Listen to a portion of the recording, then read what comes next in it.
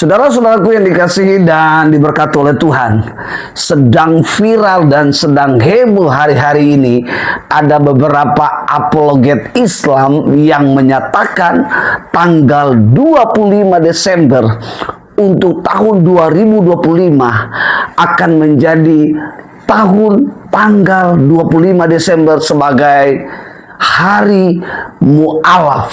Haleluya. Saudara-saudara, sebelum saya menanggapi lebih lanjut video ini, silakan simak beberapa pernyataan daripada apologet Islam ini. Tanggal 25 Desember kita canangkan sebagai hari mu'alaf sedunia. Takbir. Allahu Akbar. Takbir. Allahu Akbar. Takbir. Allahu Akbar. Supaya tahu saja ya, Indonesia adalah satu negara Islam di dunia yang paling banyak murtad. Kalau kita bicara data. Karena saya laporan banyak dari daerah. Pak, minta tolonglah siapa sih ini murtad. Pak, minta tolong si anu murtad. Subhanallah, saya pikir. Iya, menerima laporan. Nggak bisa berbuat apa-apa kita. Bapak Ibu saudara-saudaraku yang dikasihi dan diberkati oleh Tuhan, setelah mendengar apa tanggapan kita sebagai orang-orang percaya, apakah ini adalah benar-benar sebuah peristiwa atau fenomena yang sedang terjadi di Indonesia atau di bangsa kita ini, atau ini hanya sekedar sebuah bahasa sugesti? Dan sebagai orang-orang percaya, jangan pernah terkecoh dengan statement atau pernyataan ini. Tanggal 25 Desember adalah suatu hari yang bersejarah, hari yang agung, hari yang mulia, yaitu adalah memperingati tentang kedatangan Tuhan Allah yang pertama kali ke dunia ini untuk menyelamatkan semua orang percaya. Dicatat di dalam dua kitab Injil, di dalam Injil sinoptis, yaitu Matius dan kitab Lukas.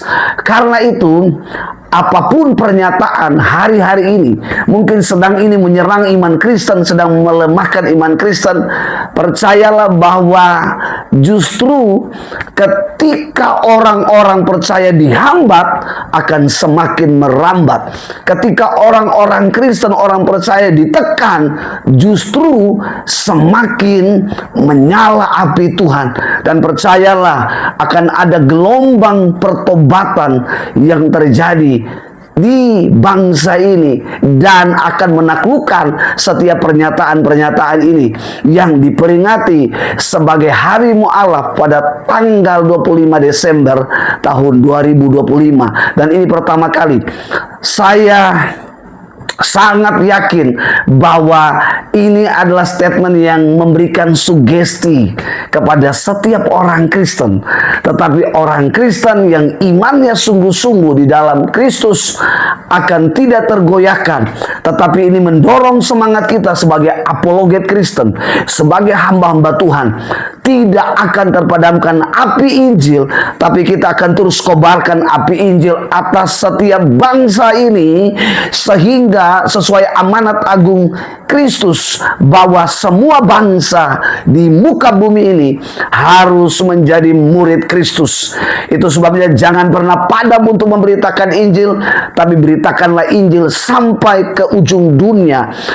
Injil yang disertai dengan kuasa Roh Kudus akan menarik, akan mengubah banyak setiap orang. Bahkan firman Tuhan berkata, apa yang tidak pernah didengar oleh telinga, timbul dalam keinginan hati, maka dilihat oleh mata, akan disaksikan, akan dilihat bagaimana terjadi sebuah gelombang pertobatan yang besaran-besaran di seluruh dunia, bukan hanya di bangsa ini.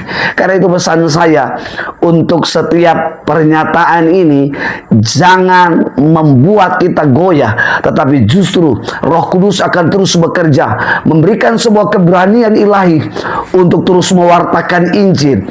Injil adalah berbicara tentang kabar baik, bukan berbicara kemakmuran, tetapi sang sumber kelimpahan itu adalah Injil, itu kabar baik, yaitu Tuhan Yesus Kristus. Doa saya, siapapun kita, para penginjil, hamba-hamba Tuhan, gembala, terus menyala di dalam Kristus, terus memberitakan Injil sampai akhir daripada hayat hidup kita.